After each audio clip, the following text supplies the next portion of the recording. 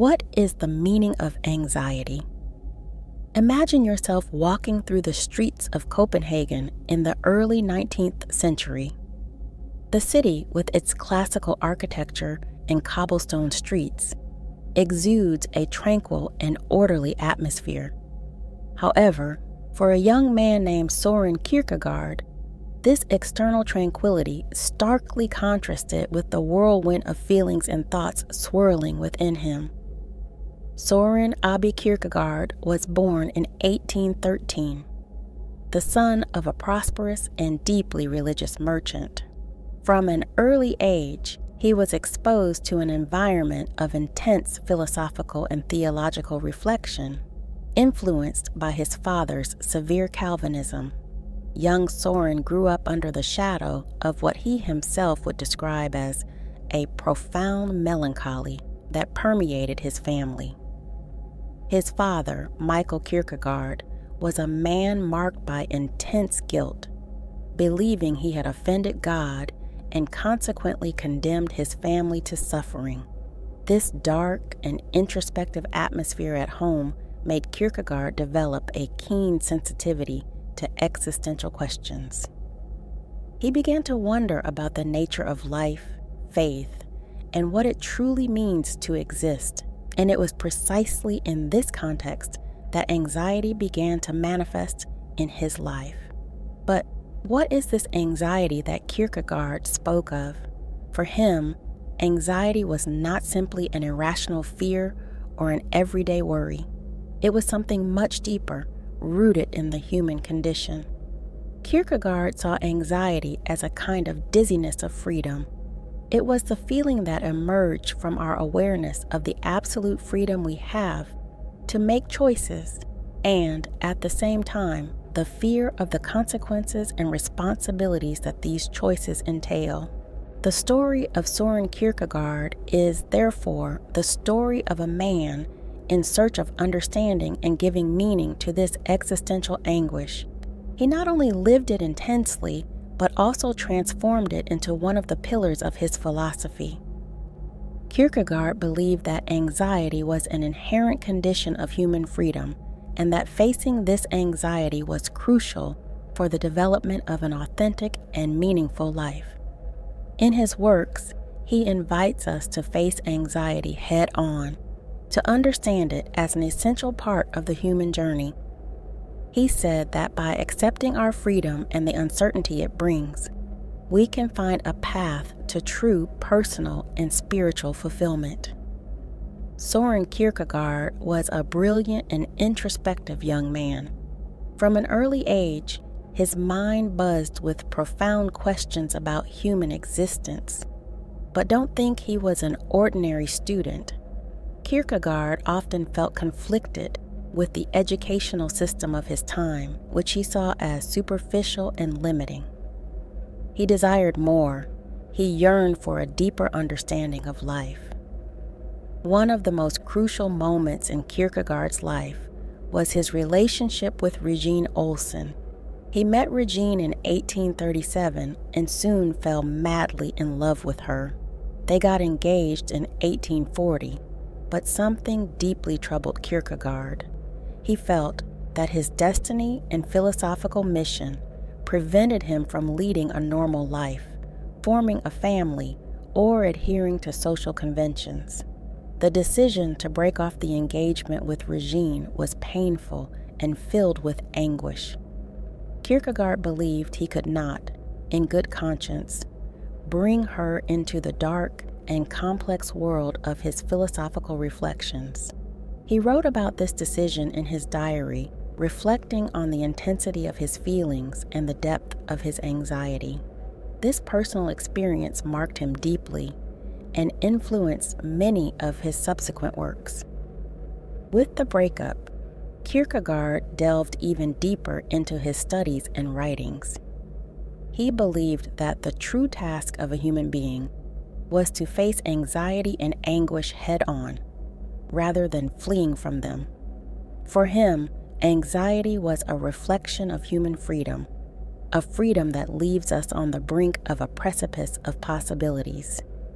And it is this vertigo of possibilities that generates anxiety.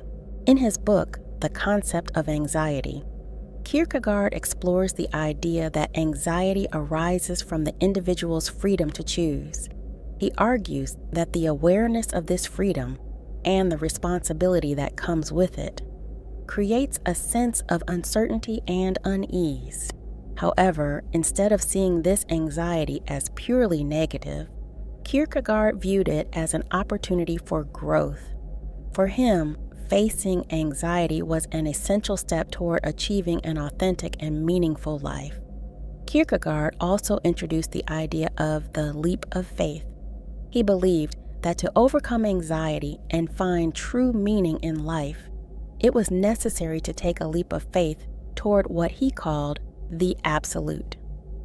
This leap was not a simple, blind acceptance of religious faith, but a deep and personal commitment to one's own existence and the truths it reveals. Through these ideas, Kierkegaard invites us to reconsider our relationship with anxiety. He challenges us to see anxiety not as an enemy to be defeated, but as an inevitable companion on the journey of life. He suggests that by embracing our freedom and the uncertainty that comes with it, we can discover a deeper and more authentic meaning in our lives. To better understand Soren Kierkegaard's ideas about anxiety, it is essential to explore the historical and intellectual context in which he lived. The early 19th century was a period of great change and revolutions in Europe. The Industrial Revolution was transforming society, bringing progress and innovation, but also a profound sense of displacement and alienation. It was a time of intense political, philosophical, and social revolutions that deeply influenced Kierkegaard's thinking. In philosophy, this was the era of German idealism, dominated by figures like Georg Wilhelm Friedrich Hegel. Hegel proposed a grand and all-encompassing philosophical system in which all life's and history's contradictions were resolved in a dialectical process culminating in the absolute spirit. For many, Hegel's philosophy offered a comforting and orderly view of existence. However, for Kierkegaard, this approach seemed overly abstract and impersonal. Kierkegaard reacted strongly against the Hegelian system, which he saw as an attempt to annul human individuality and subjectivity. He believed that true philosophy should focus on the concrete and individual experiences of human life, rather than trying to fit everything into a universal system. For Kierkegaard, existence was marked by uncertainty, anguish, and the necessity of making significant personal decisions. This opposition to Hegel and the rationalism of the time led Kierkegaard to develop his existential philosophy, centered on individual experience and subjectivity. He introduced concepts like truth is subjective and existence precedes essence, which would later profoundly influence 20th century existentialist philosophy. For Kierkegaard, each individual must find their own path in life, facing the uncertainties and anxieties that this journey entails. In his works, Kierkegaard often uses pseudonyms and varied literary styles to explore different perspectives and aspects of the human experience. For example, in Fear and Trembling, he adopts the pseudonym Johannes de Silentio to discuss the biblical story of Abraham and Isaac, using it as a metaphor for the leap of faith and the confrontation with existential anxiety. Another important aspect of Kierkegaard's intellectual context was his relationship with Christianity. Although deeply religious, Kierkegaard criticized the institutional Christianity of his time, which he saw as superficial and hypocritical. He believed that true Christian faith required a deep and personal commitment, often involving a direct confrontation with anxiety and uncertainty. His work, The Sickness Unto Death, addresses the idea of despair as a spiritual condition that can only be overcome through an authentic relationship with God. Through his critique of Hegelian philosophy, emphasis on subjectivity, and vision of authentic Christianity, Kierkegaard created a body of work that invites us to face our anxieties and seek deeper meaning in life. His philosophy offers a lens through which we can better understand anxiety, not only as a psychological phenomenon, but as an essential part of the human condition. Soren Kierkegaard's writings are a fascinating journey through the depths of the human soul.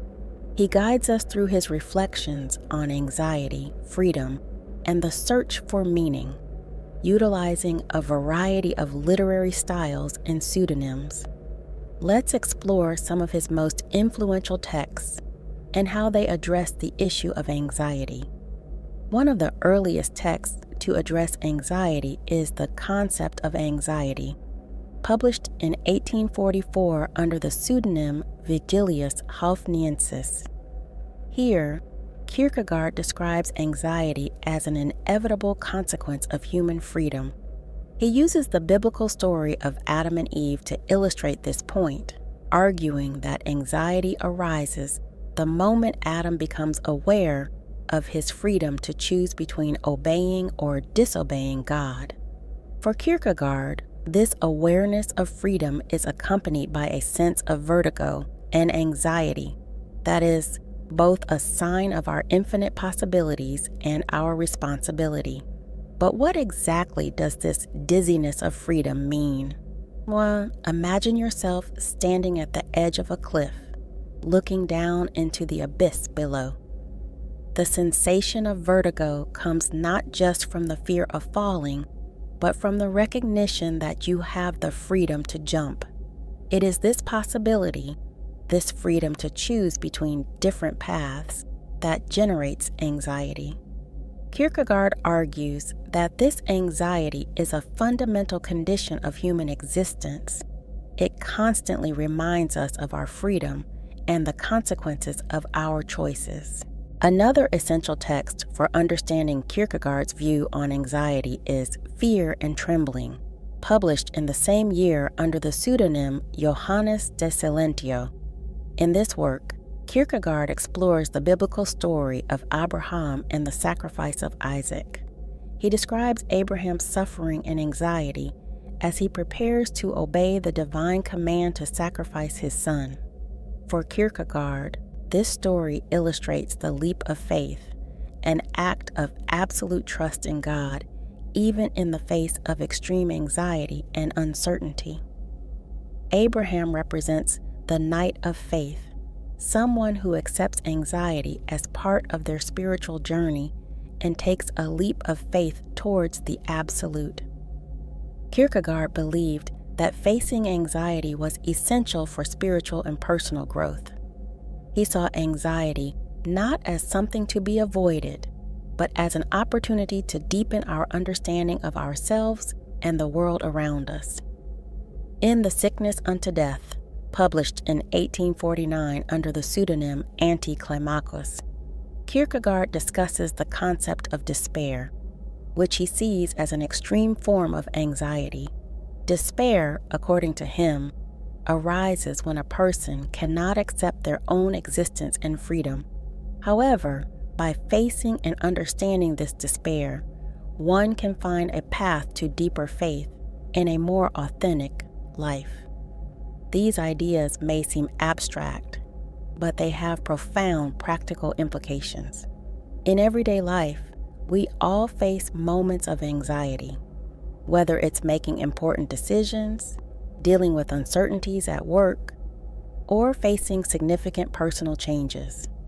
Kierkegaard encourages us to view these moments not as something to be feared, but as opportunities for growth.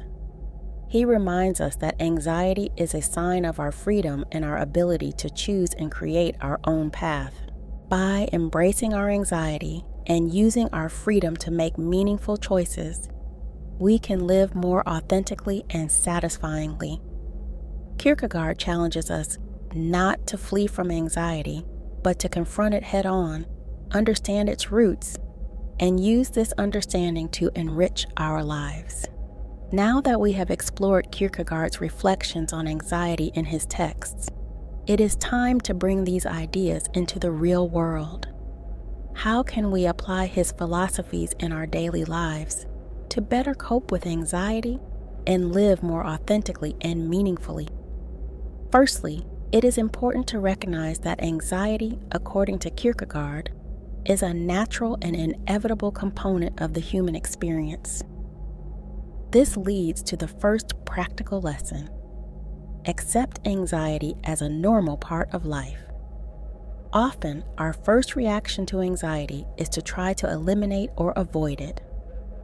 However, Kierkegaard teaches us that anxiety is a sign of our freedom and the infinite possibilities at our disposal. Instead of fighting it, we should accept it and understand that it is part of our personal growth. To apply this, start by changing your perception of anxiety. When you feel anxious, ask yourself, what is this anxiety telling me about my choices and my freedom? Use this feeling as an opportunity to reflect on your options and the path you want to take. The second practical lesson is the importance of the leap of faith. Kierkegaard speaks about the need to trust in something greater than ourselves, whether that is a religious faith, a belief in our own values, or a commitment to our personal goals. In moments of uncertainty and anxiety, taking this leap of faith can be what allows us to move forward despite fear. To apply this idea, identify what is fundamental to you: your values, your beliefs, your life goals. When anxiety arises, remind yourself of these pillars and trust in them. For example, if you are anxious about a major career decision, remember your values and long-term goals. Trust that by following these principles, you are making the best possible choice. The third practical lesson is the importance of directly facing anxiety. Kierkegaard teaches us that running from anxiety only leads to despair and dissatisfaction. Confronting anxiety means addressing the underlying causes of fear and uncertainty. This can involve introspection, self-analysis, and even seeking external support, such as therapy. To apply this idea, take time to reflect on the causes of your anxiety. Write about your concerns, talk to someone you trust, or seek a mental health professional. Facing these feelings head-on can help demystify them and reduce their power over you. Finally, the fourth practical lesson is the pursuit of an authentic life. Kierkegaard believed that facing anxiety was a crucial step toward living authentically, living according to our true values and desires, rather than conforming to external expectations. To live authentically, it is necessary to make choices that reflect who we truly are, even if it means facing anxiety and uncertainty. To apply this idea, make a conscious effort to align your actions with your deepest values and desires. This might mean making significant changes in your life, such as changing careers, ending a relationship that isn't working, or pursuing new goals that better reflect who you are. The key is to be honest with yourself about what you truly want and to have the courage to pursue it, even when it's scary. To better understand how Kierkegaard's ideas can be applied in practice, let's dive into some stories of people who faced anxiety and transformed it into a force for personal growth and fulfillment. Let's start with Viktor Frankl. Frankl was an Austrian psychiatrist and Holocaust survivor, and his experience in Nazi concentration camps was a severe test of his mental and spiritual resilience. Amid unimaginable suffering, he found deep meaning in his existence by focusing on his values and goals even in the worst circumstances. Frankl developed logotherapy, which emphasizes the pursuit of meaning as the primary motivational force in human life. This resonates deeply with Kierkegaard's idea that anxiety can be a gateway to a deeper and more authentic understanding of life. Another figure exemplifying this transformation is Malala Yousafzai. Malala, a Pakistani activist, faced enormous danger advocating for girls' education in her country. In 2012, she was targeted by the Taliban and survived an assassination attempt. Despite this, she continued her fight with even more determination. Malala's courage in standing by her values, despite the risks and uncertainty, is a perfect example of Kierkegaard's leap of faith. Her story shows how facing anxiety with courage and determination can lead to significant positive impacts on the world. J.K. Rowling also faced significant personal challenges before achieving success with the Harry Potter series. She dealt with anxiety and depression during a difficult period in her life, but instead of being paralyzed, she used her imagination and creativity to create a world that would enchant millions of readers. Rowling's story is a testament to how anxiety can be transformed into a source of inspiration and achievement. By embracing her situation and using her freedom to create something new, she found a purpose that changed her life and the lives of many others. And let's not forget Oprah Winfrey, one of the most influential personalities in the world. Oprah faced numerous traumas and difficulties in her childhood and youth, but she transformed these experiences into a source of strength and motivation. She found purpose in helping others and using her platform to promote well-being and social justice. Oprah is a living example of how confronting anxiety and suffering can lead to a life of purpose and authenticity, aligned with Kierkegaard's principles. These stories show us that, although anxiety is an inevitable part of the human condition, it can also be a catalyst for growth, creativity, and personal fulfillment. Kierkegaard's lessons, accepting anxiety, taking leaps of faith, confronting our fears head-on, and seeking an authentic life, are clearly reflected in the lives of these inspiring individuals. They transform their anxieties and challenges into powerful forces for good, not only for themselves, but also for others. Now, think about how these stories can apply to your own life. What anxieties do you face? How can you transform them into opportunities for growth and fulfillment? The experiences of these figures show that by facing anxiety with courage and purpose, we can achieve extraordinary accomplishments and live in a more authentic and meaningful way.